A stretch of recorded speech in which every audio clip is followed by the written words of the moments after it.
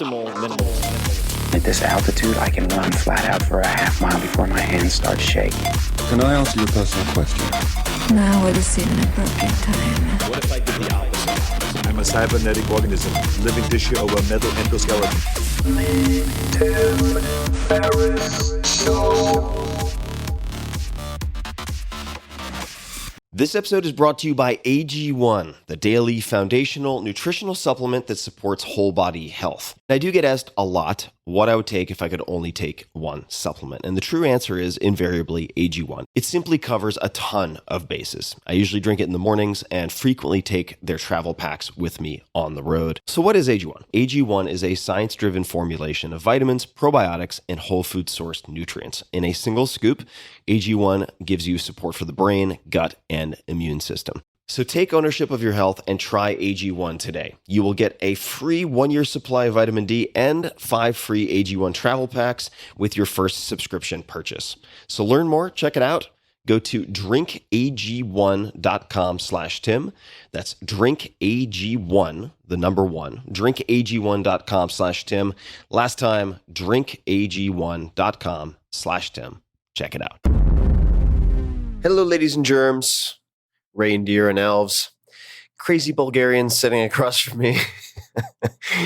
That's a long story, folks. This is Tim Ferriss, and welcome to another episode of The Tim Ferriss Show, where it is my job to sit down, metaphorically or physically, with smart people, excellent people, those who know what they're doing in various worlds, and tease out the habits, routines, favorite books, etc. that you can use.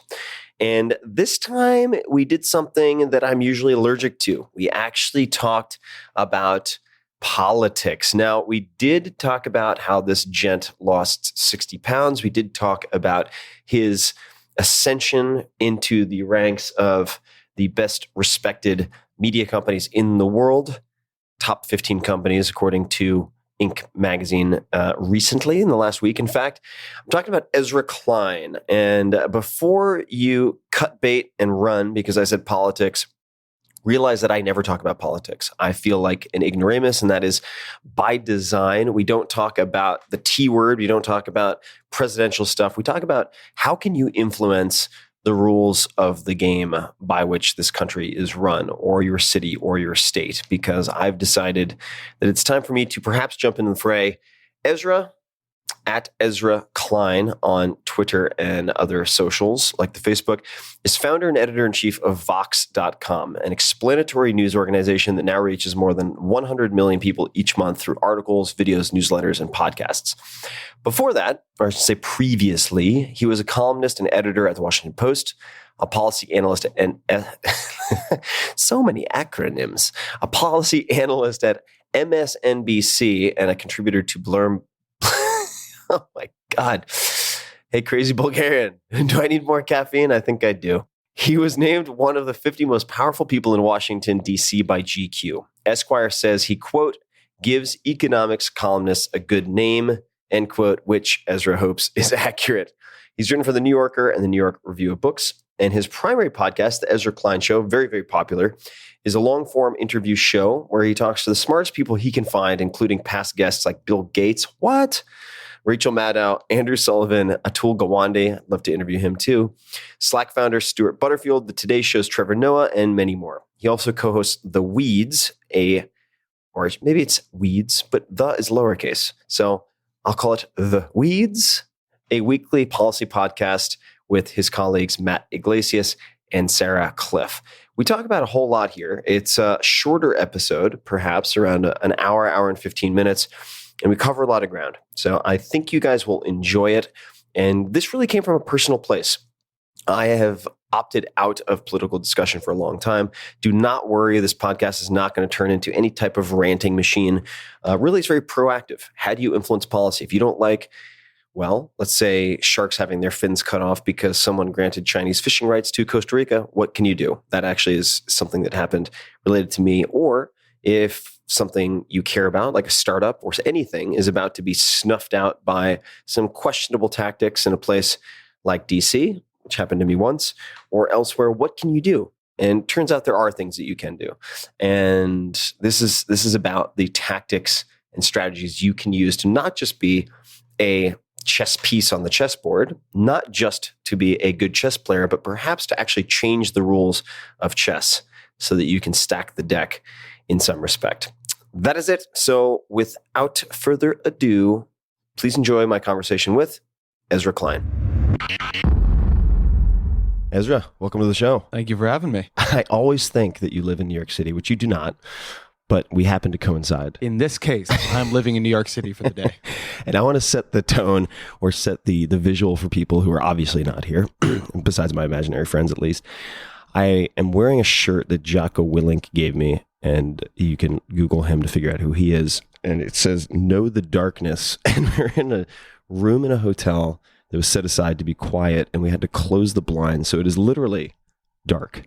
Slash romantic. Slash romantic. There are hearts on the walls. We were in hipster penthouse prison in New York City.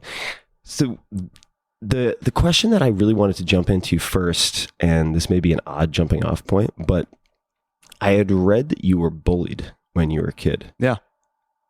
Tell us about it, because I really don't have any of the details, but I've been asked a lot about bullying recently, and so I've been exploring in my own head. Basically, going back as far as I consciously remember in school, I was not an unpopular kid, but the least popular kid. And when I was a kid, I changed schools a number of times because I was being bullied at different places. I changed it and then went back. And when you do that, by the way, something important about when you leave one place because something is going wrong, then the same thing goes wrong. So you leave that place, then you go back and the same thing goes wrong, is that you do get a sense, rightly or wrongly, that it is you. And over time, that really wears you down. So I want to be careful. I mean, the bullying is not that I got the shit kicked out of me every day, but it is that relentlessly I was teased or mocked or kept out of things. I had my stuff hidden. I mean, it's very sort of common kid stuff, but it is a painful way to grow up. One of the things about that experience, which I would say lasted more or less into mid-high school for me, and then a lot of things changed for me, and we can talk about what they were, but was that it gave me a real appreciation of the way context decides people's lives. Because in a lot of contexts when I was young, and particularly I think for me in the school context, which really didn't fit for me, things went very badly. I failed at everything. It wasn't, by the way, just that I was being bullied. I also did a terrible job in school. I barely graduated. I barely got into college. And then when I was able to change the context of my life later on, change it in college, change it with blogging, change it by going into journalism, by moving to Washington, D.C., my life transformed really dramatically. And that too was a bit of a lesson where I had to find a place, a context where the qualities that I have were adaptive rather than maladaptive. That wasn't school, but it did exist. Let's dig into that a little bit.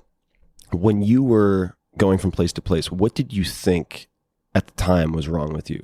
Or what were you routinely teased for? So a bunch of things. So I was very heavy growing up. I weighed in my sophomore year of high school 60 pounds more than I do now, to give a number on it.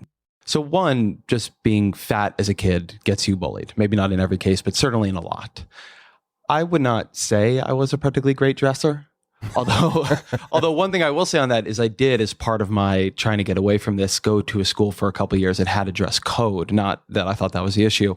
That didn't really help anything. So clearly that was not the operative variable, right? But I was not a great dresser. I am a sort of loquacious, argumentative person. Yeah. And I think that the edges of that were probably even harsher when I was young and stranger in the contexts in which they were applied, right? So it's one thing to be a bit of an argumentative person when you work in journalism and politics. It's another thing to do it in elementary school. So that probably didn't help.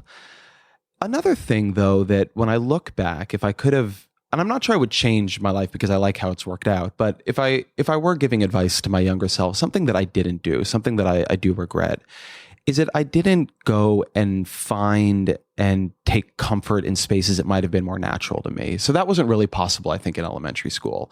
But by the time I was in high school, I didn't leave the situation and find another, which is to say I didn't go into theater or try to work for the school newspaper or do things that would put me in a context that was maybe a little more suited to me. Instead, I tried to be on the football team. I was on the football team. I was a wrestler. I was really trying to find acceptance. And so I kept also butting myself into these situations that put me at risk isn't exactly the word, but in space where this would happen. That isn't to blame myself for it, but it is to say that I don't think I almost somehow understood that I had choices. Right. And so I didn't make any. It had become in my head as if the only option was to succeed in this one context that was repeatedly and continuously rebuffing me. Mm-hmm. Now, the word context is something I want to define for folks in this particular case, in this instance. I'm not going to do it. I'm going to ask you to do it. But is that simply choosing where you are, who you surround yourself with, basically the interrogatives of journalism? If you were to answer those for yourself, is that the context that you then created for yourself in college later? Is that what you mean by context? Yeah, I think I mean a lot of things by it, but I mean the situation you're in. So let me use a non-bullying example. I mentioned that I did poorly in school. And I really did. I'm not one of these kids who's coming here and saying, I had a 3.5 in high school but everybody else had a 4. I graduated high school with a 2.2. I failed out of a lot of classes. I was in remedial math by the end. And I've done a lot of thinking about why that was. And I really think that I had basically a learning disability. I have a tremendous amount of trouble absorbing information from someone lecturing. If you put me even now when I'm older and more disciplined and have much more reason to absorb the information that is coming at me, as a journalist, I basically won't call into a teleconference call because I just know I can't absorb anything.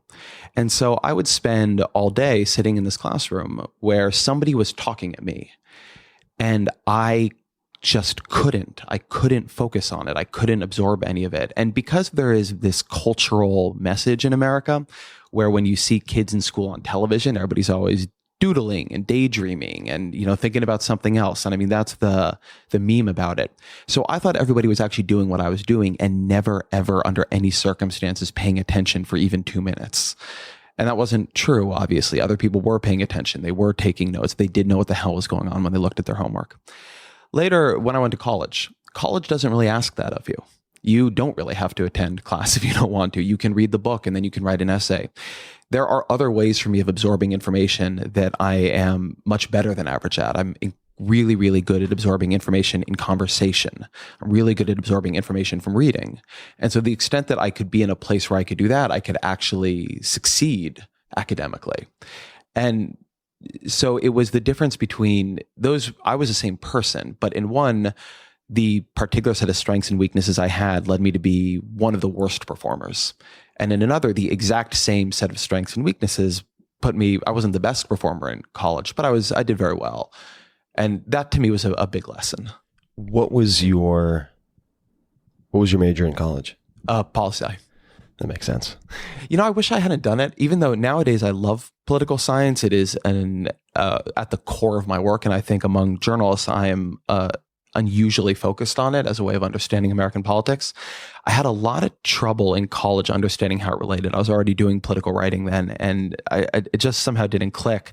And I do wish I had spent that time learning about a discipline or a topic that I did not plan to go into. So if I could go back, I think I would have been a philosophy major.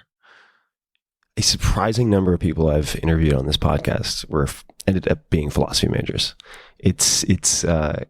Which I think is an excellent choice. And I get asked a lot because of my proximity to, say, the Thiel Fellowship. Well, I should say rather my proximity geographically to Silicon Valley and a very anti-college sentiment, or romanticizing quite a bit what kids should do, or parents sometimes ask me about what they should do as it relates to college and their kids. And the only answer I've been able to come up with that I've been reasonably happy with is that the goal of a liberal arts education is to make you a well-rounded human being, not to prepare you for, maybe to equip you with the meta skills, but not to prepare you necessarily for a specific trade. And the follow-up that I wanted to ask was, you went from elementary school, high school, not realizing that you didn't have to to accept option A in front of you. You had other choices, like you said. Was there a moment when you realized a specific conversation or something your parents said to you, anything in college where you said, oh, wait a second, I can actually pass or do well in this class by simply writing the essays and taking the tests, and I can choose the type of information, the format that I absorb? Yeah. So let me say a couple things here. One is that I was lucky and privileged to have other choices. So my family wasn't rich by any means, but my father's a university professor. And so the SATs were a thing in my household. My parents could pay for me to go to a prep course, which I also had trouble paying attention to. But nevertheless, so I do want to say one thing here, which is that I'm very conscious that the second chances I got, not everybody would have gotten. Sometimes for a lot of people, if you don't do well in high school, that's just it for you. You get tracked into something very, very different. And I was lucky I did well I had always taken tests very well. It's something I'm just good at. And that got me into the UC system. I also was lucky to be in a state, California, that has a great public college system. And the UCs, at least at that point, had something called eligibility, where if you got it was a sliding scale of GPA and SATs, but if you got above a 1400 on your SATs, you got into Santa Cruz or UC Riverside just automatically. And I was able to do that. So I went to Santa Cruz, which is great. But so that's one thing. Having those choices isn't always fully under your control. But the other thing is that I don't think there was an epiphany moment. And to some degree, I wasn't shocked. It wasn't that I thought I was dumb. I knew I was a good writer. And I knew that I was actually pretty smart. I could talk to people about things. During high school and even before that, I was a pretty voracious self-learner. And so when I got to a place where I could actually choose what I was learning about, which I also think is a non-trivial dimension of this, being able to say, I want to learn about politics. I see the relevance of it to my life, as opposed to, and now you're in chemistry. And that isn't to downgrade chemistry. Actually, at this point, wish I knew a lot more about chemistry. But I had thought that would work a bit better for me. And so I wasn't shocked when it did. I can help you with the chemistry, but it's purely Breaking Benjamin type of ad hoc experimentation, which is probably not what you're looking for. You mentioned in high school not writing for the school paper, correct? You were trying to do football, wrestling, and so on. At some point, you did try to write for school paper, correct? Santa Cruz City on a Hill Press, man. All right. I've heard of it. I'm a subscriber. No, it's not true. But what happened? How'd that go? I got nothing happened. the whole story there is nothing happened. I got to Santa Cruz, which is an awesome place, by the way. It is, and if you're ever even just able to visit, man, college is wasted on the young. Yeah. Santa Cruz is this place where it is built in a redwood grove. I may get the exact details of this wrong, but no building is allowed to be higher than 2/3 of the height of the tallest nearby redwood. So everything is just dominated by these amazing trees and this amazing land. It's just this phenomenal grant of land. There are dorm rooms in Santa Cruz that have a redwood and ocean view. Dorm rooms. So Santa Cruz is great.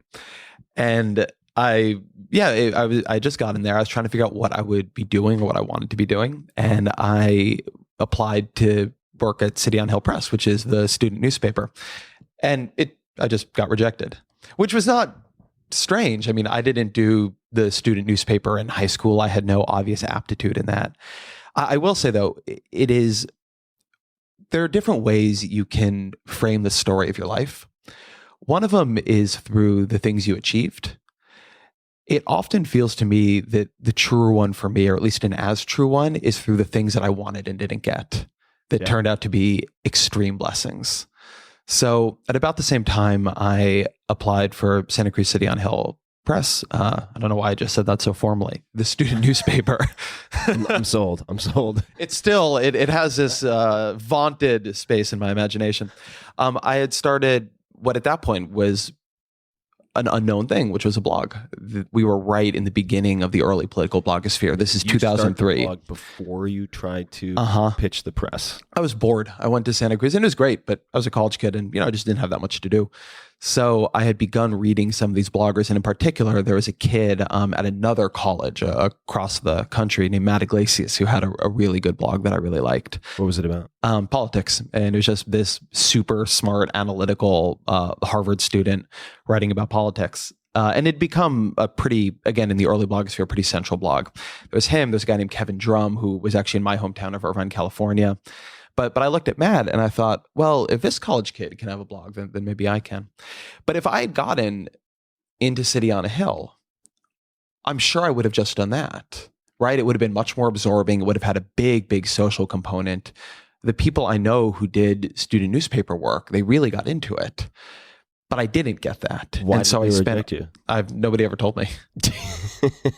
I don't think it was call a big you, deal. Don't call us. Yeah, I don't think it was a big deal for them in life. I think I just didn't get it. Yeah. Okay. Got it.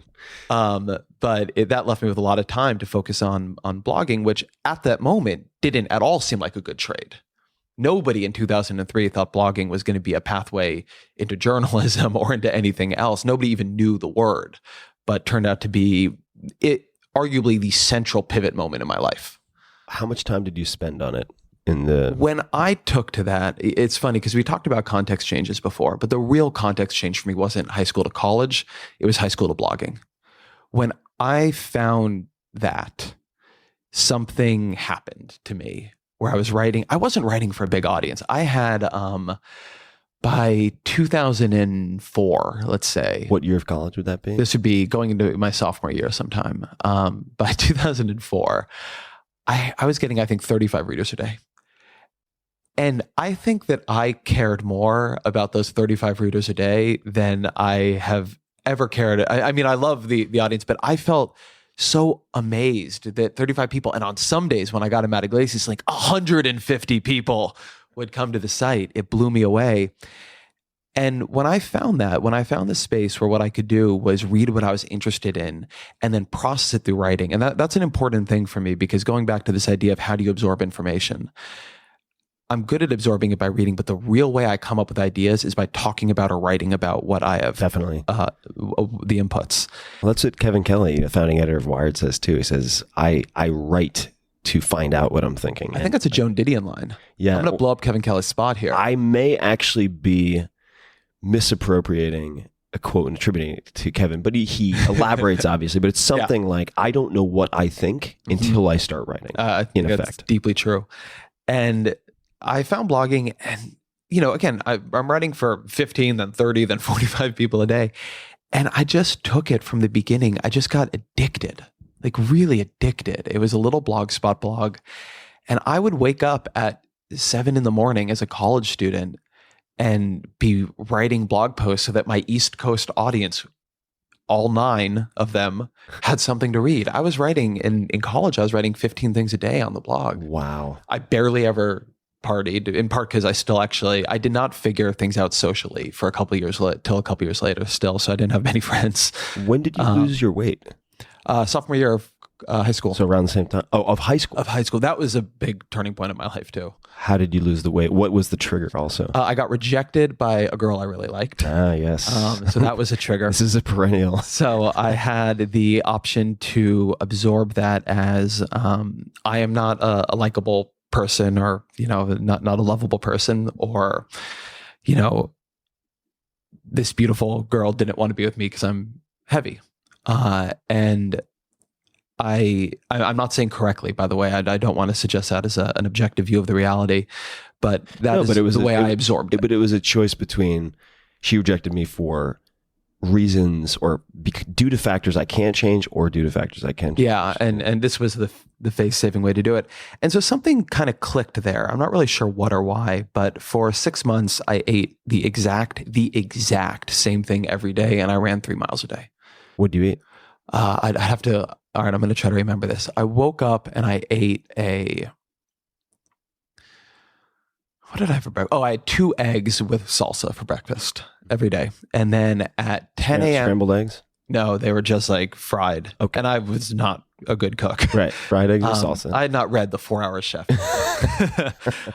So fried eggs with salsa. And then at 10 a.m., whenever sort of break was at my high school, I had a pure protein bar which I still eat those today, but back then those tasted like garbage. Let me tell you. Let me be real clear about shock. that. And I don't know why this was what it was, but a mini bobbly pizza crust with 2 slices of deli meat turkey on it. Okay. I'm quickly running out of remembering. I don't remember what I did for lunch, actually. I would get home and I think I had a snack of popcorn usually. And then I would microwave 2 lean cuisines for dinner.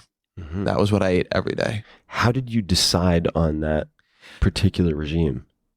There was some way that actually happened. I had been told, I went inside, I think I went and talked to a trainer at the gym. I got like a free trainer thing, like you can go and have a consult at a gym. And he told me like how many calories I should be eating. And I just literally figured out a count to get there. And then I didn't stop. I don't think I could do that today. I don't really know where that came from in me, but it happened. And that was also the first time in my own life that I had been able to take control of something and really succeed at it. And a lot of confidence emerged from that for me, because until then, there were a lot of things about me that just seemed to be immutable. They were how I was. And then all of a sudden, it turned out that that wasn't how I was. That was just how I had been until I made a series of changes. And out of that, I've become, in my life and in my attitude towards life, probably obsessively calibrating and hopefully self-improving. But I always have, and I'm talking to somebody who's much more than that. I don't know anything about that. But I always have sort of 3 or 4 things that I'm constantly trying to track and change and play with, because it just gave me a real sense that you are who you make yourself to be. There are a few things I want to highlight. So you figured out a number of things in high school and then in college, one of which was... Do I have to pay for this therapy session, or is it? Is this an intro? First one's free. The one of which was the format of information that you absorb best. And what I want to just mention for people is that this is a critical piece of the puzzle to figure out. So I was chatting with Ed Catmull, president of Pixar. His book, Creativity Inc. Yeah, an amazing fantastic book. And he had, in a sense, the exact opposite experience that you had. So he found that he could not absorb. He was trying to read, and I'm making up this example, but say the Odyssey or any type of poetry or anything that actually began with being transmitted as an oral tradition. He couldn't absorb it in print, and he started listening. And so he went in the exact opposite direction and started listening to, I think it was The Teaching Company, while he was on commutes to absorb information. Well, actually, it's funny, related to that.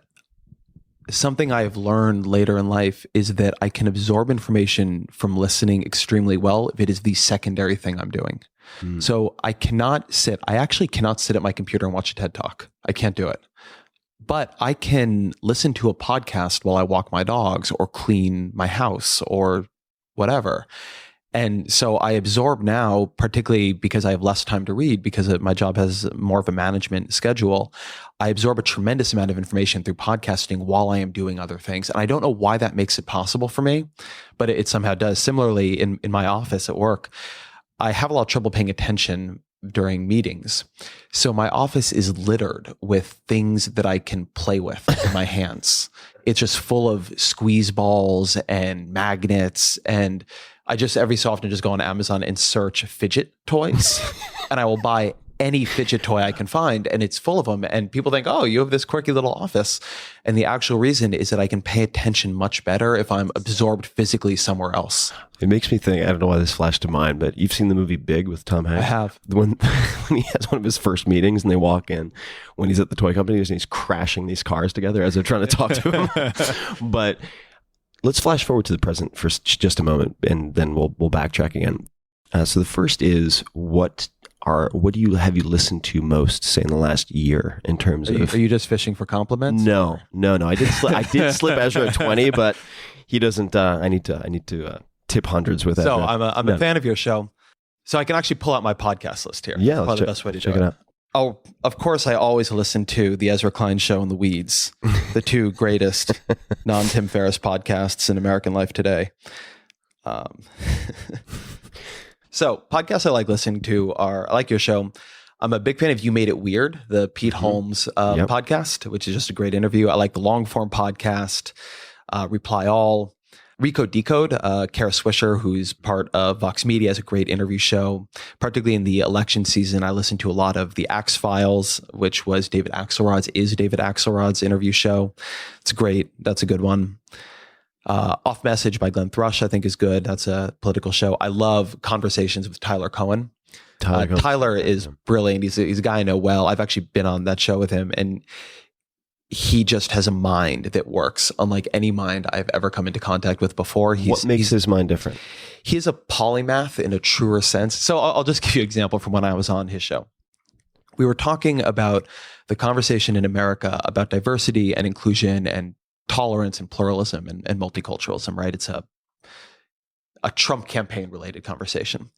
And Tyler, who knows that during my honeymoon, I went to Singapore for 2 days and knows that I'm half Brazilian, so I've been to Brazil a lot, says, well, Brazil and Singapore have such different conversations about multiculturalism and diversity. When you look at the way they experience these issues versus America, do you think they have figured something out that we haven't?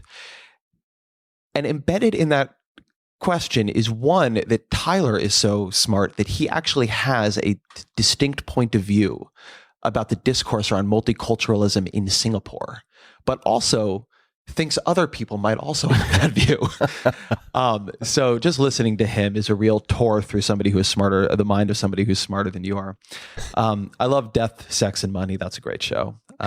Just makes me also think what you just said about Tyler, like some of my conversations with Eric Weinstein. He's the managing director of Teal Capital, but I don't know why Teal's coming up so much.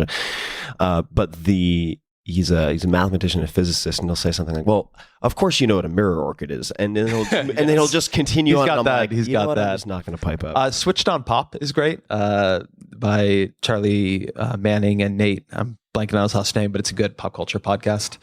So I probably have a bunch more that you have come a in. vast selection of podcasts. I know a lot of people get overwhelmed with input. Maybe they just feel like there's too much to read, too much to listen to. The Exponent by Ben Thompson. I like that one. How do you choose? How do you choose which episodes? Podcasts come up. You look at what's come up and you see what's interesting. I actually find most days I don't have one I want to listen to. It's not that every episode of every one of these podcasts is interesting to me. Hopefully there are enough that are. So what is interesting, and I'll catch that, it's probably not proper use of the word, but in the question, I feel bad about all the ones I didn't mention. No, that's okay. There were a lot there. If you had to not listen to a TED Talk, but give a TED Talk on something that you're not known for at all, so no politics, something that you are very interested in that is not something people readily associate you with, something maybe you read about on the weekends or evenings, whatever it is, what would that be? What might you talk about? It would probably be about some angle on the ethics of meat eating, which I feel real strongly about. Mm-hmm. And not simply eating meat is bad. Yeah. But one thing that I've become really convinced by, and I've become convinced by a guy named Bruce Friedrich, who's actually on my podcast and said this to me, and I've been thinking about it ever since. So one, I think what we eat is a very profound moral choice. And I've argued, and I do believe elsewhere, that 50 years from now, 100 years from now, when it's really easy to not eat factory farm meat because there's all this lab grown meat and really tasty synthetic meat, people will look back on the way we treated animals in this era and judge us very, very harshly. I agree with that. I think we are going to look very bad because we're torturing a lot of sentient beings constantly. But that said, one thing that I've become convinced by is that if you want, I don't think that it is good that the only ways here you can be quote unquote ethical is to become a vegetarian or a vegan. One, I think it's just too hard for a lot of people. Agreed. And two, it's actually not the right way to think about what you're trying to do here. You're not being consequentialist enough about it. If we get everybody to cut meat consumption by half, that is so much better than quadrupling the number of vegetarians from, I think it's roughly around 5% now to where it would go. So one, I think we need to be thinking just really about reduction here. But the thing that Bruce explained to me, which I hadn't thought about a lot before, was that people think that what they should do is go vegetarian. And that's actually not a great equilibrium in terms of animal suffering, because particularly because egg-laying chickens are arguably the worst treated of all of the animals. So if you've cut out a lot of other kinds of meat and you're eating a lot of eggs, there are some contexts in which you're buying backyard eggs from a farmer. I mean, you can come up with the examples here where the animal is treated really, really well, and great. If you're able to source like that, God bless you. But I think a lot of people have ended up a little bit accidentally in spaces where they've maybe cut out red meat, so they're eating a lot of chicken, but it turns out you can finish a chicken in a night. It takes a family of 4, like a year or 2 years to finish a cow. And what Bruce, who used to run campaigns for PETA and now does investing around, I think he likes to call it clean meat. What he argued to me was, if everybody just ate beef, cut out eggs, cut out poultry, cut out fish, cut out all the rest of it, if everybody just ate beef, you would reduce the number of animals killed for human consumption by something in the order of 95 to 98%. So it actually really matters how big the animal is. And cows, because you do need to raise them for all, they're actually treated, even the ones not treated well, better, particularly better than chickens and other kinds of poultry. There's no effort really anywhere to figure out a humane way to raise and kill fish, because we just don't jump the species barrier in sympathy that way. So, and I do know there are people, I think there's a guy named Matt Ball. I think his organization is called First Step. And I've been, if I have that wrong, I'll send it to you for your show notes, who's been making a similar argument. So this is very much not my argument, but I think that it would not be that hard for a lot of people to switch over to beef consumption and to go from there. Now, I do want to say there's cross-cutting environmental concerns. People argue about whether a pound of beef is significantly worse for the environment than a pound of chicken or fish. I've heard that both ways. I've not looked into it enough to know. Right now, I'm confined. What I'm saying is just about animal suffering. Yeah, we could talk about this for a long time. I have read quite a bit on both sides of the fence, if you will, just on the meat eating versus non-meat eating, if we're looking at it in a binary fashion. And what's been philosophically interesting for me, at least to hear and listen to, are how the reasons dictate what you consume on the less meat side of the equation. So you have people who are, say, optimizing for number of animals killed. Then you have people who have some distinction in cognitive ability that determines what they'll eat or not. And then there's the carbon, say, emissions component, which I think is actually kind of falls apart with cows in the sense that they're often on grazing lands that couldn't otherwise be utilized for many agrarian purposes. But then you run into all these thorny things, and I'm not going to get into like deep Peter Singer land. But if you look at some of the monocrops, so for instance, you were mentioning how within incomplete information, if you're trying to minimize suffering in the total number of animals, if you go lacto-ovo-vegetarian and suddenly you're quadrupling your egg intake, that you might be in fact netting on the side of doing more damage than just saying having one cow or a quarter of a cow.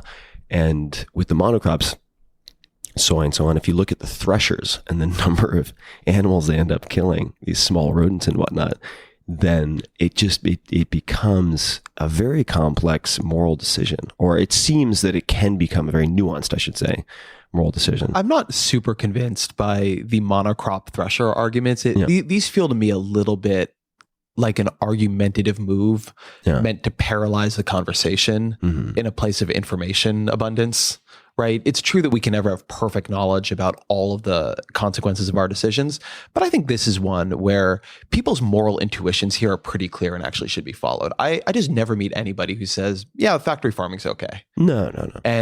But I will sometimes meet people who say, and I'm not saying you're doing this here, who begin bringing a level of, well, what about this? Well, what about that? And it's true, but it would be wonderful if we all decided to treat the way we eat as enough of an ethical choice that we're actually trying to gather that information in a really strong way. But I think that people can make. I think the important thing to me, and the thing that I've thought a lot about in my own life, is people can make moves that are not that painful, that appear with our best knowledge to have a really big first order effect on suffering, and that it's worth doing, and that the sort of equilibrium of it just being about vegetarianism or veganism, I think has probably made this a lot harder, because it's just hard for folks to make jumps that big. Yeah, the adherence is really low, right? So if you're trying to move the needle, I think about this a lot as it relates to behavioral change, just since I've thought about it and spent so much time with people who are studying this in labs. You run into this conundrum with, say, very strict vegans or very strict paleo for that matter.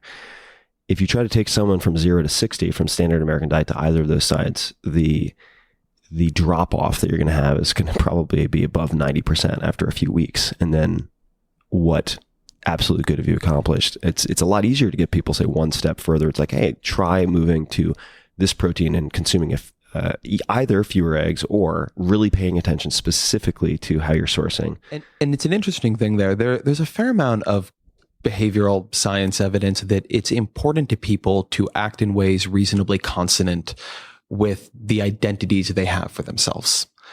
And so something I found, because I flitted back and forth between vegetarianism and not for a long time, and now have been pretty deep in it for a bit, but was that what would happen is I would say, I'm going vegetarian. And then at some point I would fail. And having failed, it's not like what would happen is that I would go to 95% vegetarian. I would completely collapse back into full on omnivorism. And the reason in part was that if I'd set up the success structure such that I was vegetarian or I was not, then was not is almost the same kind of failure, no matter how much meat I was eating, what kind of meat I was eating, all of it. And so the way this actually stuck for me this time was that the way I went vegetarian a couple of years ago now was with a tremendous number of caveats. I'm vegetarian except when I travel, because I know when I travel, I often have a lot of trouble sticking to vegetarianism. So if I'm vegetarian except when I travel, and when I travel, then I eat meat, well, then it doesn't offend my identity at all. And now I'm mostly vegan. I eat vegan at home, except when I travel, I'm vegetarian. And there are a couple points in the year. It's like my best friend's mother. I've been having sushi with her since I was a kid. And it is important to me that I'm able to continue that tradition. And so as opposed to going and having sushi with her twice a year and then collapsing out of all of my other eating habits because of it, it's just, that's built into it. That's part the of exception. the identity. Mm-hmm. And so I've actually found that personally very helpful to not be so strict on myself that when I make decisions that I can pretty well predict I'm going to make, that they have this identity collapsing effect on me. So let's take a left turn and go back to college. What were some of the? I don't sound enough like a Santa Cruz banana slug to you now. This isn't this. No, I'm enjoying that. Not that much of a left turn. No, yes, I had a lot of tempeh that's in college. True. Back to Garden of Life. Did you ever go to Garden of Life in Santa Cruz? Back to Santa Cruz and very good writing school and people playing didgeridoos in the street. What were the decisions or lucky incidents that were really defining moments once you started the blog? When did you go from 35? Okay, if you got a lucky link, 150. When did that start to change? A couple key things happened. So one is, I mentioned this other college kid. So that's Matt Iglesias. And Matt is my co-founder at Vox. We work together now and actually have worked together for a lot of our adult lives, also at the American Prospect, and is in a very important way my mentor. But he continuously, as someone with a bigger site, linked to me, sent people to my site. And the patronage, I think, is actually a fair term for it. The attention of someone I respected that much was a tremendous kind of positive feedback for me. How did he find your stuff? I emailed him. Okay. Very early on, I emailed it to him, and he linked to it. He was very generous. What did you say in your email? Oh God, I genuinely don't remember. Was it a pitch or was it, "Hi Matt, love your stuff"? Like I think it was, "Hi Matt, I love your stuff." I think it was probably, "Hi Matt, I love your stuff." I've also started a blog where I'm saying things that are going to prove to be wildly incorrect and embarrassing about American politics. Although I probably didn't say that at the time. That did, however, prove out to be the truth of it. But I've started a blog. Also, I'd love to if you checked it out. Mm-hmm. And he checked it out. So that was really important. And I remember, in my early years, I remember it took me, I think, a year and a half, maybe more, to get my first Kevin Drum link. My first Kevin Drum link was a big deal to me. Andrew Sullivan, I think, came later even than that. And the blogosphere then was small. I mean, it was a personal place. There was Instapundit, who was the big link aggregator on the right and had the sort of Warhawk right. And you had Atrios, who was the big linker on the left. And it sort of went on like that. So I did pretty assiduously try to get my stuff in front of those people for a period of time. And all that mattered to me, that escalating series of accomplishments. Hey, I finally achieved a Kevin Drum link. Now I've really made it. Really mattered to me. I went and did I'll back up a little bit here. The reason I started a political blog is that I was into politics. The reason I was into politics is my brother, who lives in Los Angeles and is an environmental attorney out there, was also into politics and was incredibly, insanely generous to his fat, socially awkward 12-year-old brother. And when he did political work in LA, would take me along, and I'll never forget and will never stop being grateful. During Bill Bradley's 2008 campaign for the presidency, my brother was driving around Senator Paul Wellstone, the late Senator Paul Wellstone, who's an amazing figure in American politics. He died in a plane crash. I think it was in 2002. And my brother had this opportunity. And my brother at this point must have been 26, something like that, 28. He's a lot older than I am. And he had the opportunity to drive Wellstone and his wife around LA for a day. And he had me come with him. And I still almost can't believe that moment. Here's my brother Gideon, who has this opportunity as a young up and coming politico to spend a whole day with a US senator. Like, that's a real opportunity. I think most people would take that opportunity for themselves, and to spend that time trying to impress a senator with how smart they are. And he took me, and I spent that day talking with Paul Wellstone about wrestling, because Wellstone was a high school and college wrestler. Such a great magic trick. Wrestling is a great connector. Yeah. But yeah, continue. But I was into politics, and I started a blog because Can I interrupt for 1 second please. just to ask? So two things. For those people, quite frankly, myself, who are wondering, because I have always had maybe the exact opposite inclination. I developed mostly due to family, but who talked a lot about politics all the time and got into huge fights. I developed an allergy to it, but I never really knew what in the first place they meant by politics. What is politics? When you say you had an interest in politics, what does that mean?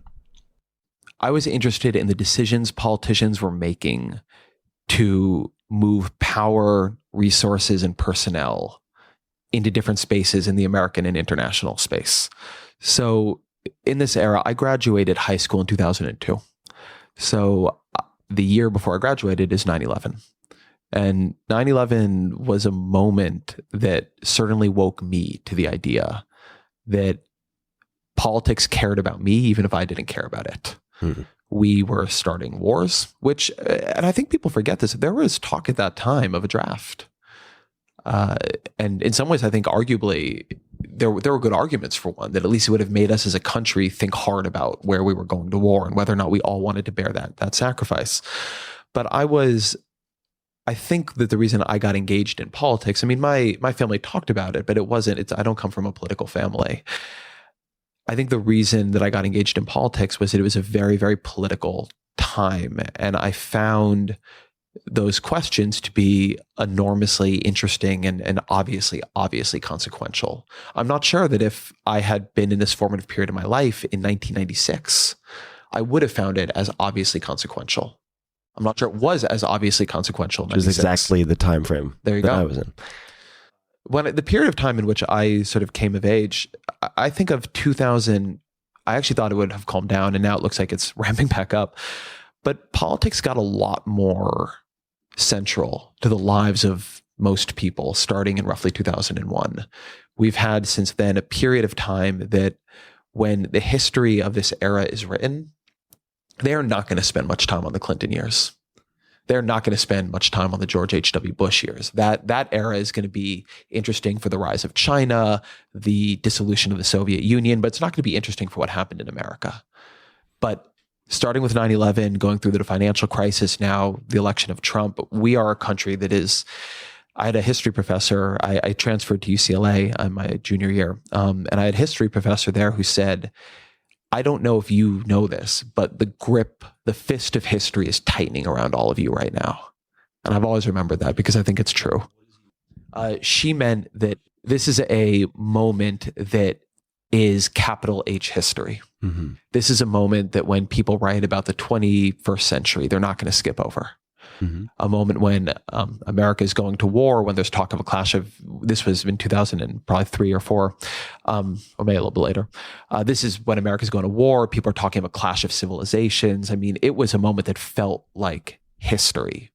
And similar to, we have reshaped the framework of the American social state. We created a near universal healthcare guarantee in America for the first time. Now we're talking about whether or not we're going to dissolve that just a couple years after it was launched. This doesn't happen all the time. Mm-hmm. This is not the velocity at which politics normally operates in this country or really any other.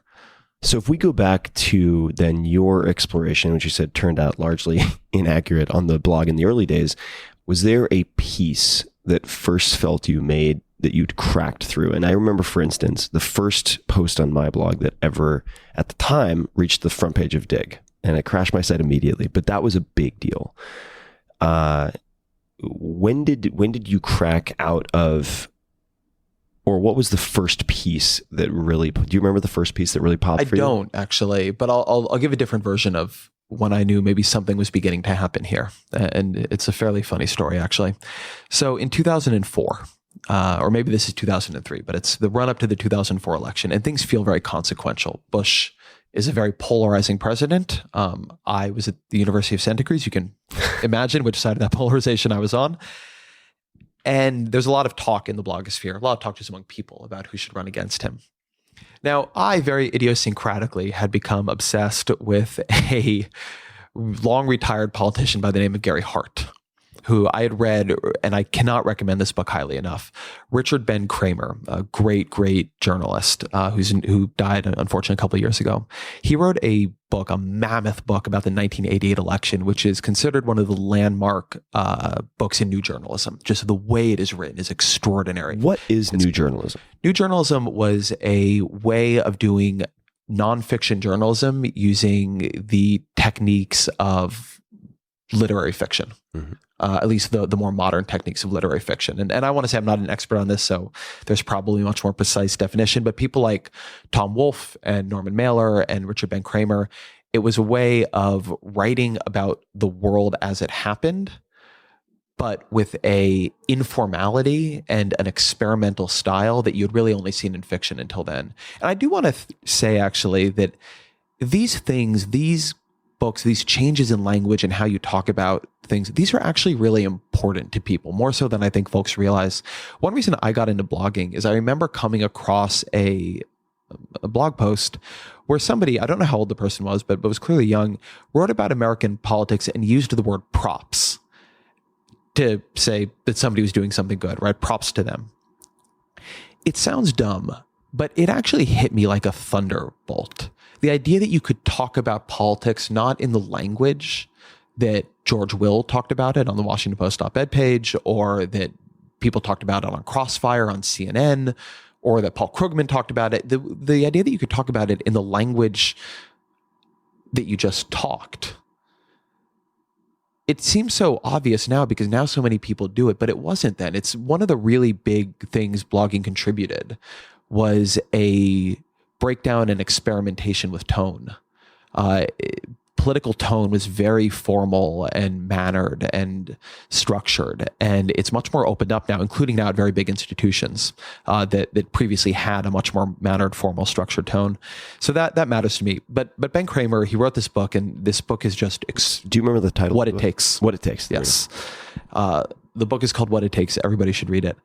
And Gary Hart is really the hero of What It Takes. He is the person who he's brought down by sexual scandal, and a scandal, by the way, that seems in the era of grab them by the pussy, so unbelievably minimal. So Gary Hart comes out as a hero of What It Takes. And Hart has a lot of fascinating dimensions to him, but one of the fascinating dimensions to him is he was very early through a commission he co-chaired with another senator, Warren Rudman, I think Warren Rudman. at seeing the threats that were going to be coming, the threats from terrorism, from non-state actors, the way the American military needed to reorganize to meet those threats. I apologize. What is a non-state actor? A non-state actor. So Al-Qaeda is a non-state actor. So previously, the Soviet Union versus America is two states going to war with each other. Mm-hmm. Al-Qaeda or ISIS and America are American non-state actors. Understood. Which are very, very different. There are very, very different ways you need to organize yourself to deal with non-state actors. So Hart had been pretty visionary on this and was somebody who seemed like at a time when Democrats needed a national security voice, he had actually had enough of a claim to prescience here that he might be a strong candidate. So Hart actually begins thinking about running for president that year. And I somehow get signed up with an organization for him that doesn't yet exist. And I'm an intern in this shadow Gary Hart organization. And Hart is testing the water. So I have now set up in Northern California a couple of events for him. One in Oakland and one in San Francisco, or maybe it's one in Palo Alto and one in San Francisco. And I am driving him. And this is so great. So I have my little blog. I am the blogosphere's only Hart supporter, certainly the only Hart supporter who is under the age of 20 that anybody has met recently. And I am writing about him, and now I'm driving this guy around, and it's just so fucking exciting.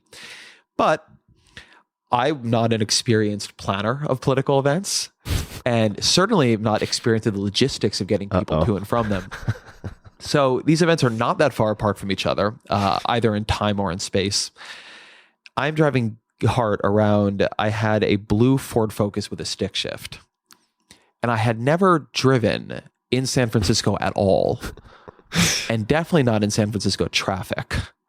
And so I'm taking Hart from Palo Alto to San Francisco, and we are super late because it's at rush hour. And so it's not taking however long it would have taken, but taken 3 times that long.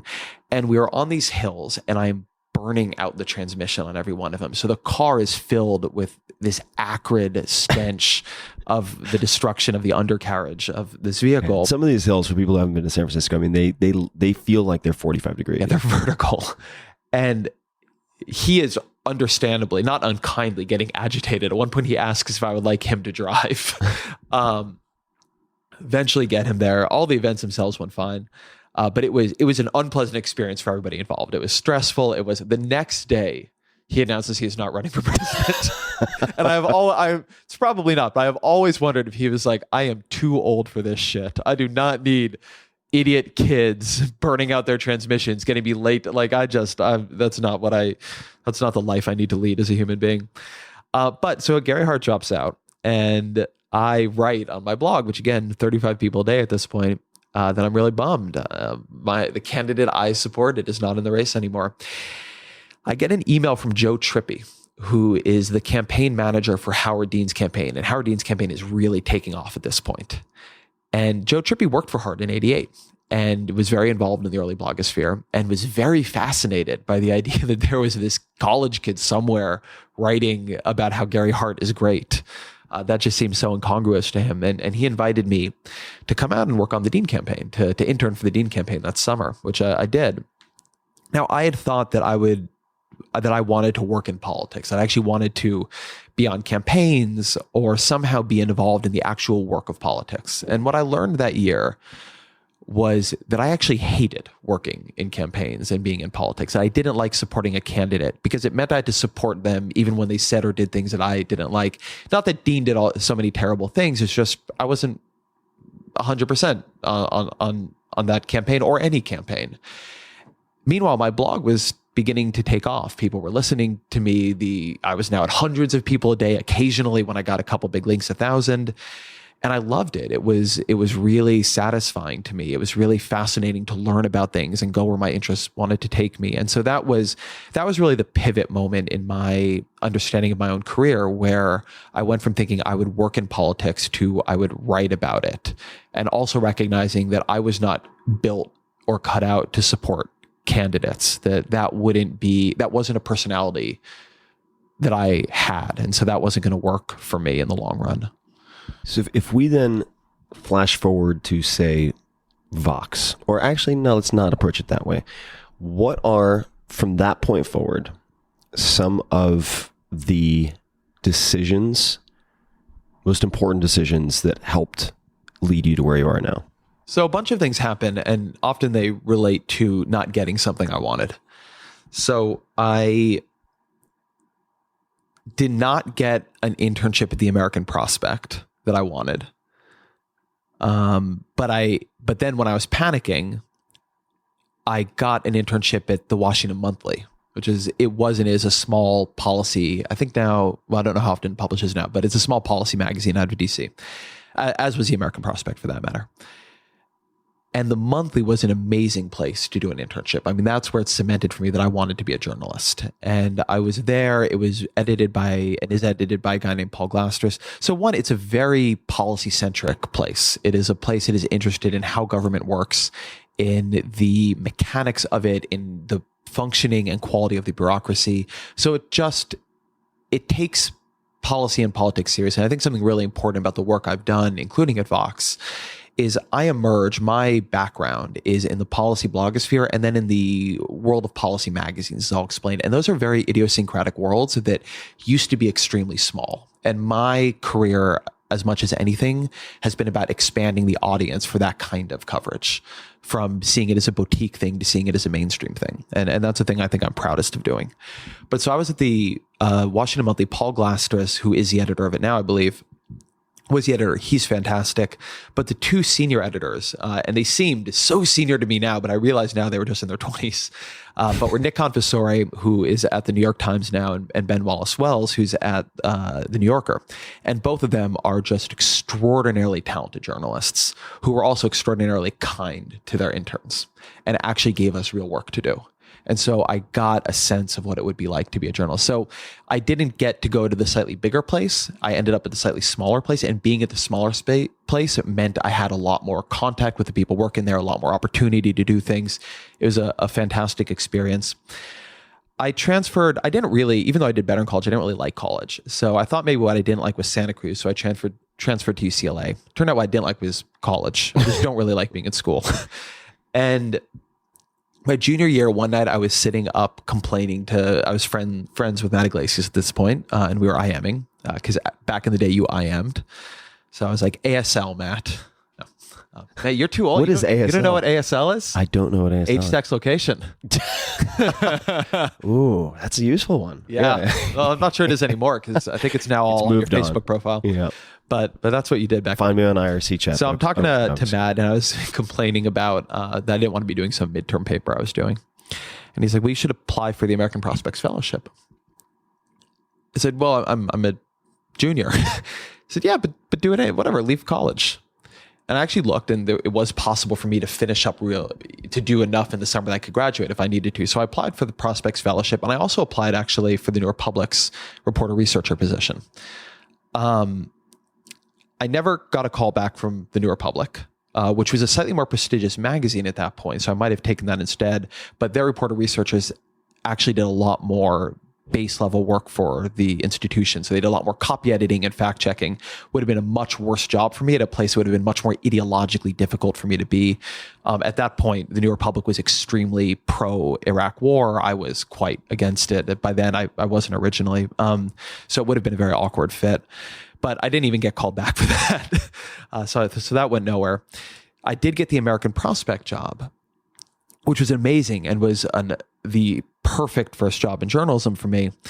The next year, if I had just done what was normal, the next year the American Prospect ran out of funding for that job and it didn't exist. So the next year, the only two journalism jobs I had any shot of getting to, because they were the only ones that cared about bloggers, were the Prospect and the New Republic. And the New Republic didn't want me, and the Prospect wouldn't have been able to take me. And so my whole life could have been different if I hadn't done this in my junior year, unusually. So I did that then. I went to the Prospect. The Prospect is a great magazine. And again, it is part of this small collection of policy magazines. The first thing that happened to me when I went to the American Prospect, the editor was a guy named Mike Tomasky, who does a great column for the Daily Beast now and runs a journal called Democracy. But Mike called me into his office, and he always had his feet up on his desk.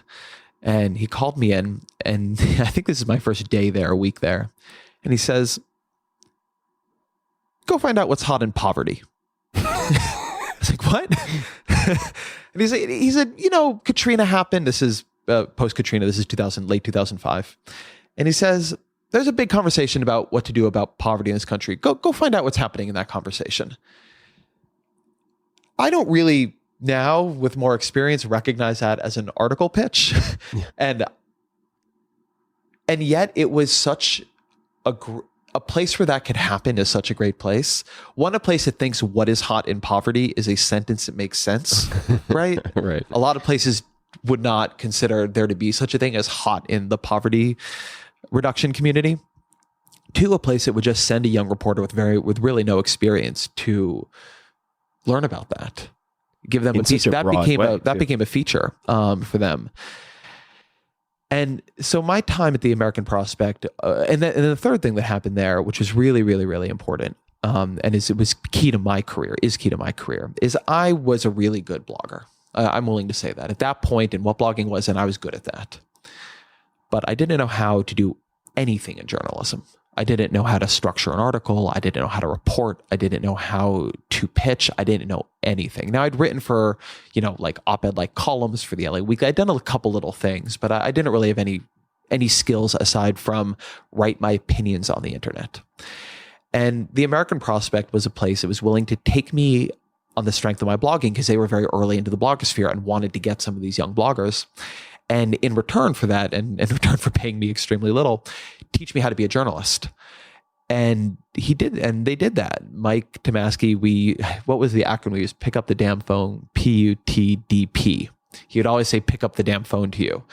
And you learned, okay, like one of the tools here is reporting. When you pick up the damn phone, as a blogger, you don't expect anyone would answer your calls because they probably wouldn't, particularly not at that point. But if you're calling from the American Prospect, they will. And one of the things that was really important in my career was I was pretty early in merging the techniques and ideas and ideologies and sensibility of blogging with the processes and skills and tools of journalism. And a lot of what I've been doing in different places is pulling those two threads together, not in ways that are unique to me, but in ways that not many people were doing, because most people who are blogging were not young enough and free enough to go take entry-level underpaid jobs where they could develop these skill sets and then spend all their time working on them. And most people in journalism did not want to develop the tools of blogging because the tools of blogging were in many ways partly in opposition. They were partly based on a critique of journalism. And so I was in this very lucky space, and I do want to say it was a lucky space. It was a product of timing. I happened to start blogging when the wave began to build, and at a moment when people would hire folks who had that kind of experience. If I had been 5 years later or 5 years earlier, who fucking knows? But I also then had the personality to bring those things together. Let me ask a question about that. So if you were now, and I don't know how you feel about teaching as opposed to learning in an academic setting, but let's just say you had an opportunity to teach a freshman seminar at some type of college to just an incredible set of 15 students, just really receptive, brilliant students that could change the world. And you were teaching them this combination of, well, perhaps it's a writing course for those who intend to work in politics in some fashion.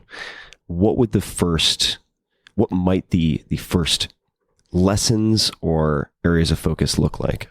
Like, what kind of exercises would you have them do? The first half of the course would not be about writing at all.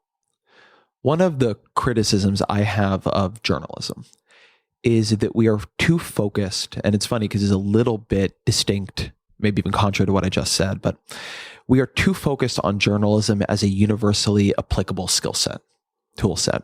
Now, it is that. But because we have so much confidence in it, we do not demand enough subject issue knowledge out of journalists.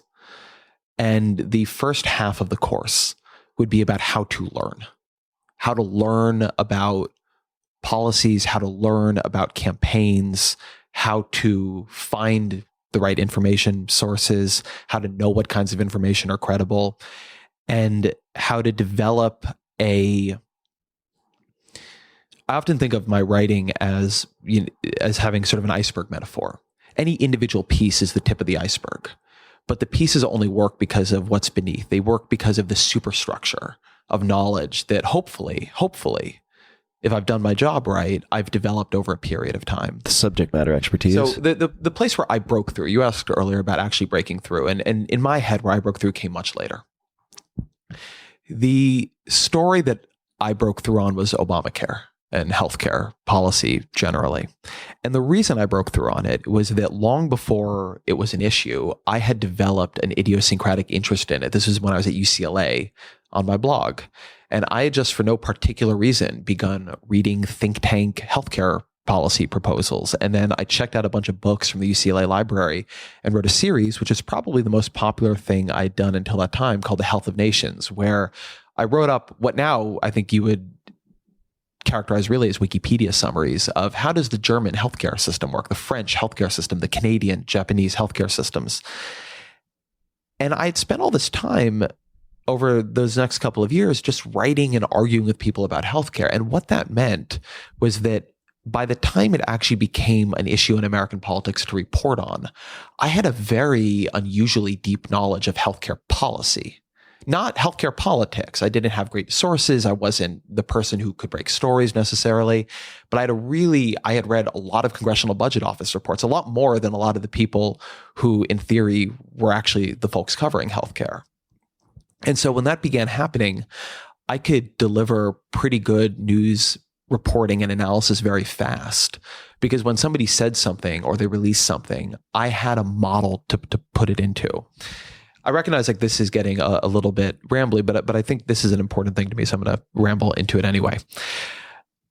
One of a core idea of Vox and a core idea of mine in how I approach journalism is that the product is the reporter's body of knowledge, not primarily the new piece of information. I think that a lot of journalism and a lot of reporter processes, workflows, approaches, etc. It is not a bad thing, by the way. I just think there's room for different models. It is all built on finding the next nugget of news. And what people are really good at, and the way stories are structured, is to highlight the next nugget of news. And that is, I do want to be clear, that's an incredibly, incredibly important role. That we absolutely need that. But I think kind of everybody was that. I think that's how the whole industry was. When, in my view, one of the really important roles that we can play is to surface and expose the body of knowledge, the model, as I think about it, the context that makes that news make sense to us. Mm-hmm. So a lot of Vox's formats, our explainers, our card stacks, our videos, our posts where we do 15 graphs on something. What we are actually doing there, the meta point of all that, is that we are building out ways to expose more of the iceberg, more of the reporter's body of knowledge, so that when we give you a new piece of information, we are laying out more and more clearly why we understand and believe that information to be important. And that actually does require you to think and learn and work in different ways. And now I'll connect this a bit back. The thing that I think journalists often don't do enough of is they're so focused, particularly when they get moved onto a beat, on finding out what's going on that beat. They don't build enough of the underlying superstructure. They don't read the foundational textbooks on just how does health policy work? How does moral hazard work? How do actuarial rulemaking work? And when you don't do that, you often cannot communicate policy topics or complex topics clearly because they're not actually clear to you. Right. You know the part that's new. People are telling you which part is new. But if if it doesn't fit really neatly into a broader structure for you, then it's not going to come through clearly to the audience. And I think something we do a lot is we communicate complex topics unclearly to people, and then we blame them for not getting it. Totally. Now, and I want to say there are a tremendous number of amazing journalists, healthcare and otherwise, who know this stuff backwards and forwards. This is not a systemic critique, but it is something that happens a lot. And it happens particularly when we just move people around to beats Yeah. because we figure the journalistic toolkit will carry them through in getting the news, and we'll give them the sources, and we'll have the person who was there before help them. When often I think you actually need to you almost need to go into a room for a couple months. When I move somebody on a beat, often I will assign them articles that are not about something new, but that are about something really foundational in that area, just so they will have to do the work of learning a lot of the basic knowledge. And the article, it's not going to break any new ground, but I'll know at the end of it, they have that. Well, this makes me think of Sebastian Junger also, who said to me once, I asked him how he dealt with writer's block, and he said, writer's block just means I don't have the ammo. He said, and I'm paraphrasing here, but you never want to fix a gap in your research with a cute twist of prose, and you just need to do more research. And I will. This is a bit of a different episode than a lot of my episodes, so I'll dive into it. I will make it a systemic critique, so I will go there because I have an deep-rooted insecurity about feeling ignorant of politics, and it's been largely by choice because I've felt like I can't distinguish oftentimes theater and posturing from fact. I don't know how to find what is reliable and what is not. I mean, I have a few ideas, but the point being that when I ask sometimes the dumb questions in, say, at dinners because something has been unclear to me, I often do get sort of a side eye from, I'm not going to name names, but people in the media who have presented it themselves in a very unclear way. And so one of the questions I wanted to ask you is, I'm not the smartest guy, but I feel like I could maybe wade through this and figure, at least establish a basic understanding of how this democracy and government that we live under functions. But I imagine it being like reading the IRS tax code and just being this impenetrable text. So for someone who said, you know what, I'm actually not only relatively historically uninterested in politics, I've actively avoided it, but I feel like I want to understand how this machine works. What books or resources, what approach would you recommend if I'm not going to make it a 20-hour a week thing? So aside from reading Vox. Because let me say a couple things, because everything you said there, I think is right on, and it breaks my heart. My foundational experience, the thing that I've always been trying to correct is after 9/11, when I began reading the news, I remember that I would read pieces and I would think, I only understood 45% of that. So many of the terms or names that were encoded with meaning didn't mean anything to me. So Senate Minority Leader Tom Daschle. I didn't know much about the Senate. I don't really know what the minority leader does. I don't know anything about Tom Daschle, but he's the key character. Yeah. So I am not getting this. And I remember slowly, I was like, now it's 55%. And then it was 65. And then it was 75. And now it's 140 because there's a lot of stuff that just isn't in the article at all, but I'm able to see. And I remember a very experienced editor once saying to me, it took me 10 years to learn how to read a newspaper story. And he meant that as like, I'm great. I've learned how to, I thought, we are fucking up if it needs 10 years of training to learn what's going on here and understand like the game behind the game, the story behind the story. So a couple of things. We have an internal document at Vox called the Vox Voice about who are we supposed to be to the audience. And one of the premises here is that if we have taken something important and made it uninteresting, it is always our fault and it is never theirs. That is the idea that, you know what's interesting? The fucking IRS tax code. I have written about that a lot. It is a fascinating place. That is a place where we translate a lot of our values and ideas as a country into actual policy. And the stories encoded in that are fascinating, but we often don't write them well. So in terms of how do you do this, the first thing I would say is that it is helpful to find guides. It is helpful to find people whose tone, whose sensibility, whose approach you connect to. It's often said that people think in stories, but I also think that they prefer to think through social relationships. And if you are able to build a relationship, an intellectual relationship with Matt Iglesias or Paul Krugman or Ross Douthat or Rebecca Traister or Annie Lowry, my wife is an amazing economics reporter, I think that actually helps. That's why blogging was really good for me, because there were these people who I connected to And even when I didn't understand exactly what they were saying, I had this relationship with them that carried me through. The second thing that I do think is important, and this might be me talking through how I think, but it's really helpful for me to be writing. Now, comment sections are a bit of a dying thing online, but Twitter isn't, and Facebook threads aren't. And I think there's a lot of shit talking about, oh, these terrible political Facebook threads where nobody knows anything. But you know what? Writing half-informed comments about politics on Facebook, that is a legitimate form of engagement and a way that you learn about political life. And then I really think this has gotten better.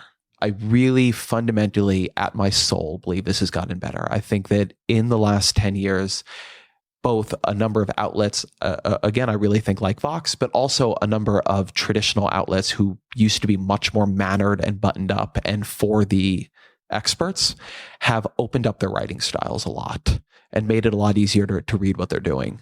Let me jump in just because I feel like you are one of the people I've developed somewhat of a relationship with. So I want to lean on you since I'm not going to delve into it with a lot of time on the internet because I'm just averse to it for a lot of reasons. But my primary interest, I'll just tell you, is that I've worked on a few specific things, meaning legislation in a number of states related to, say, like shark fin importation and some other things, which have actually proven effective.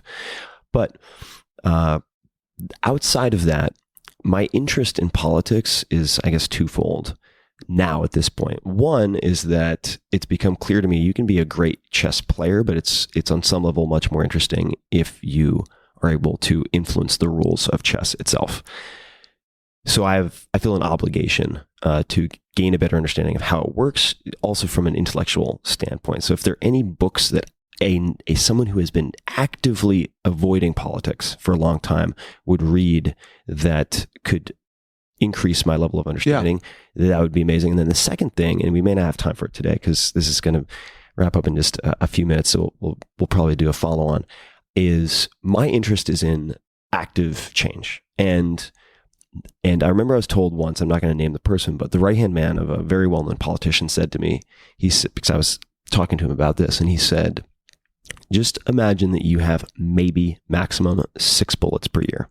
You get to shoot 6. And what I see on the internet is, I don't want to engage in any religious war conversations over politics where no one is going to change their mind. It's a waste of my time. I don't want to engage in dialogue where the end product is not going to be change for the better of some type. So for me, I want to figure out how I can pick my shots and using the assets that I have and so on. This doesn't mean becoming a political writer, which I don't want to do. How I can influence the rules of the game, right? And I'm meandering a bit, but part of the challenge that I have is that I get hit with so many asks. I get hit with hundreds of asks for different propositions. One I did stand up for and unfortunately passed was the Foreign Intelligence Surveillance Act way back in the day. I had a long conversation with Daniel Ellsberg, some of you may know from Pentagon Papers, about this, and went public with it. I didn't change the course of history, but I also alienated half of my audience immediately. And I'm trying to figure out how to play with all those factors, but it seems to start with at least figuring out what the fuck is going on and how it actually works. What are your thoughts? So a couple things. In terms of books, and I should do more thinking on this. In the book that is probably the most influential for me in thinking about how American politics really works is not the easiest read, but it's a book by a political scientist named Francis Lee called Beyond Ideology. And the basic argument of this book, which is and if you want a condensed version of it, I actually wrote a New Yorker piece called The Unpersuaded, which leans on this book very heavily. Great. Okay. So you can read that too. But this book, what it shows is that a lot of our intuition about politics, which is that when the president comes out and leads on an issue, that is how things get done, is flatly wrong. That actually we have a system in which governmental power is usually divided. It's very, very easy to block things, and usually you have different parties controlling things. When the president talks about anything, the chance of the other party polarizing against it automatically becomes higher. And she has this great data set where she uses non-controversial issues and shows that whenever the president talks about a non-controversial issue, an issue where the two parties don't have positions, like should we fly a rocket ship to Mars, the president talking about it leads to a sharp increase in party line vote. So there's a lot of good information in some of those books. The Gamble, which is by a series of political scientists on the 2012 election, I think is really helpful.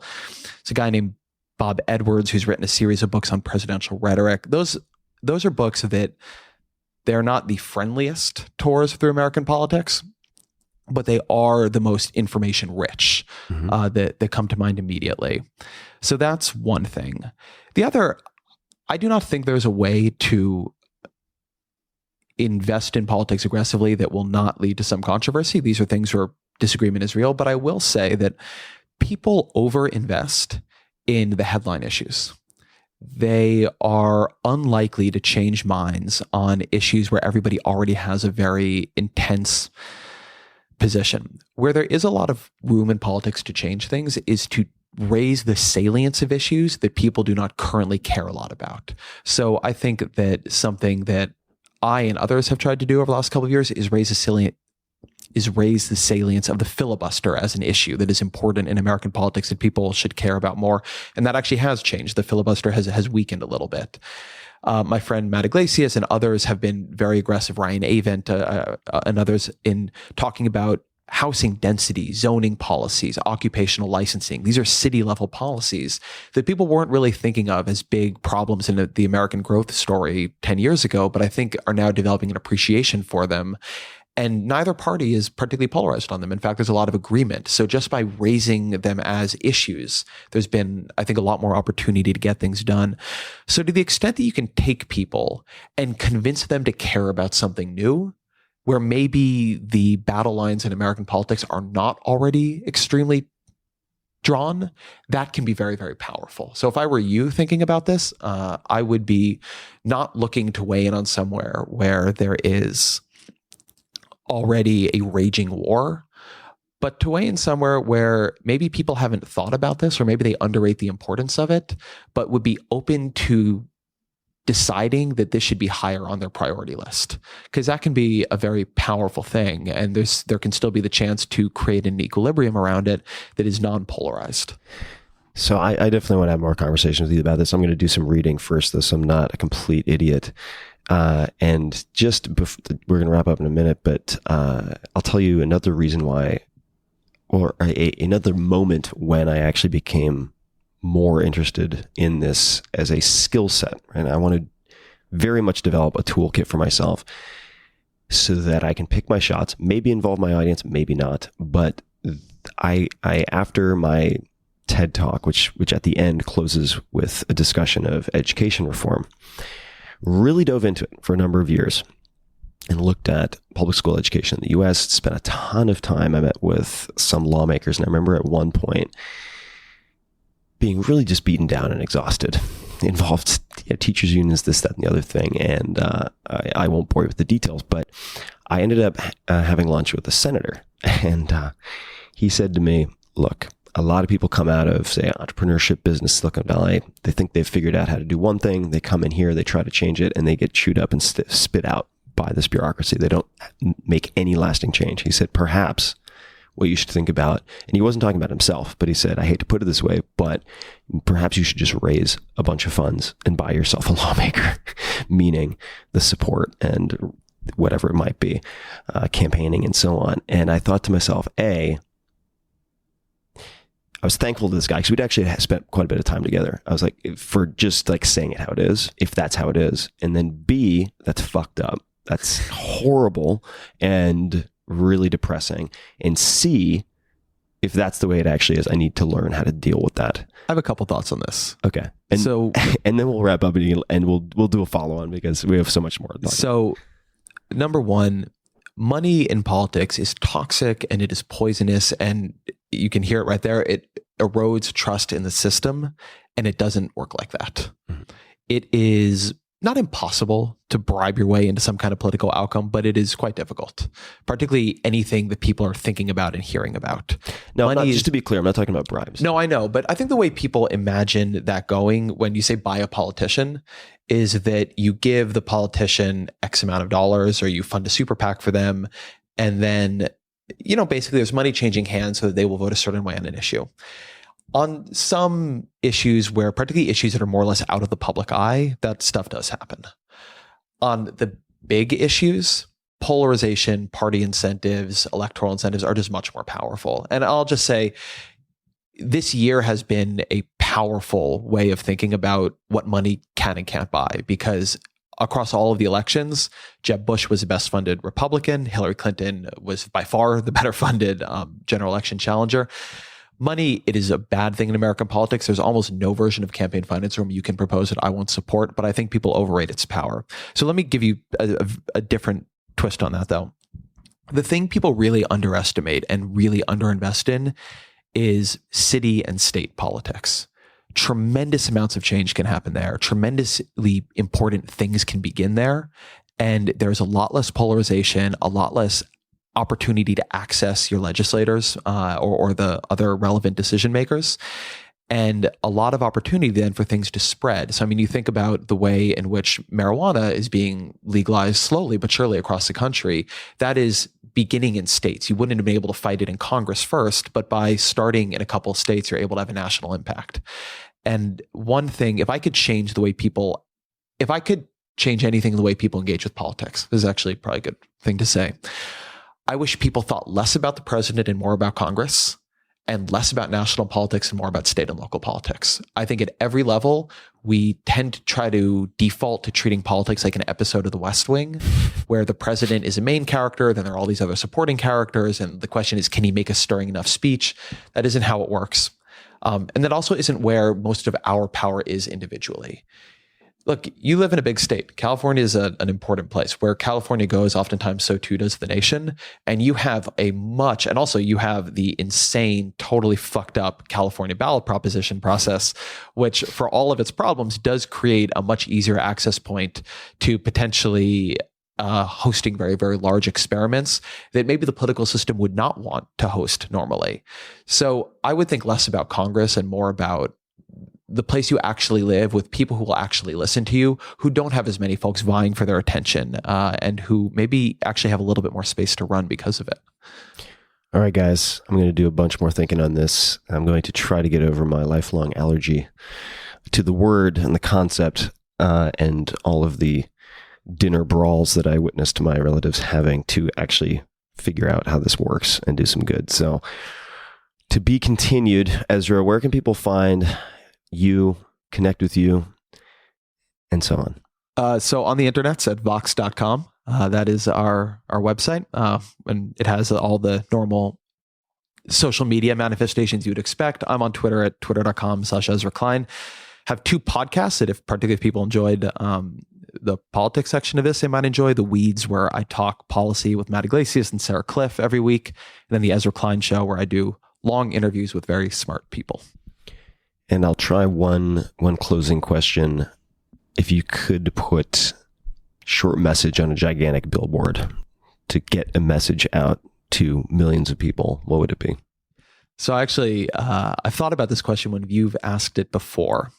My belief in the persuadability of people is extremely low. I think it is very hard to persuade anybody of anything, particularly if you can only do a drive-by. So I'm not going to try to persuade anybody with my billboard. I'm going to put a billboard somewhere on the 405 where there's a lot of traffic. And I'm going to find somebody more visually creative than me to create a billboard that brings a little bit of wonder and happiness and levity into a long, shitty drive that people have to do every day. Maybe it'll just say, "You're almost there." I like it. That's a very good one. You're almost there. Ezra, thank you so much, man. Thank you, man. Really fun, and to be continued. This is going to be I'll have offline or online for the podcast or not for the podcast. So you guys let us know. Let me know. I will have a lot of follow-up questions. And for everybody listening, you can certainly find the show notes everywhere. It doesn't make any sense at all. You can find the show notes on everything we talked about at 4hourworkweek.com/podcast as per usual. And as always, thank you for listening. Hey guys, this is Tim again. Just a few more things before you take off. Number one, this is 5 Bullet Friday. Do you want to get a short email from me? Would you enjoy getting a short email from me every Friday that provides a little morsel of fun before the weekend? And 5 Bullet Friday is a very short email where I share the coolest things I've found or that I've been pondering over the week. That could include favorite new albums that I've discovered. It could include gizmos and gadgets and all sorts of weird shit that I've somehow dug up in the world of the esoteric as I do. It could include favorite articles that I've read and that I've shared with my close friends, for instance. And it's very short. It's just a little tiny bite of goodness before you head off for the weekend. So if you want to receive that, check it out. Just go to 4hourworkweek.com. That's 4hourworkweek.com, all spelled out, and just drop in your email and you will get the very next one. And if you sign up, I hope you enjoy it. This episode is brought to you by 4 Sigmatic.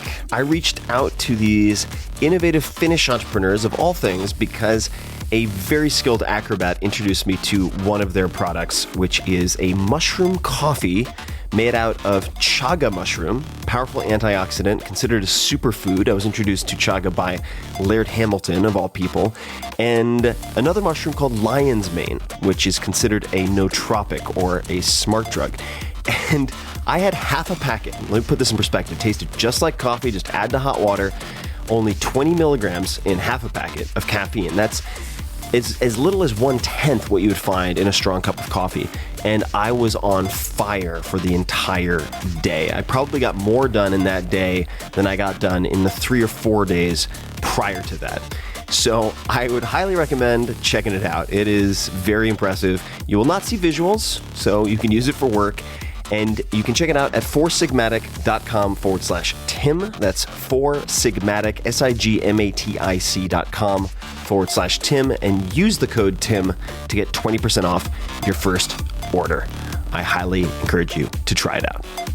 This episode is brought to you by FreshBooks. Back in 2003, a busy freelancer named Mike McDermott, who I've actually had dinner with, accidentally saved over an invoice and lost all of his work. To make sure that never happened again, Mike set out to create FreshBooks, which is now the #1 cloud accounting software designed exclusively for self-employed professionals around the world. It is used by now 10 million plus folks in total who need to send invoices, get paid fast, and track their time. A lot of you fall in that category. In September of this year, Mike and his entire team relaunched an all-new version of their platform built from the ground up, doubled down on what made it great in the first place, namely simplicity and speed. So I can't cover all the features in this particular sponsor read, but you can send a branded invoice in under 30 seconds. You can see when a client has looked at their invoice, and you can enable online payments in 2 clicks.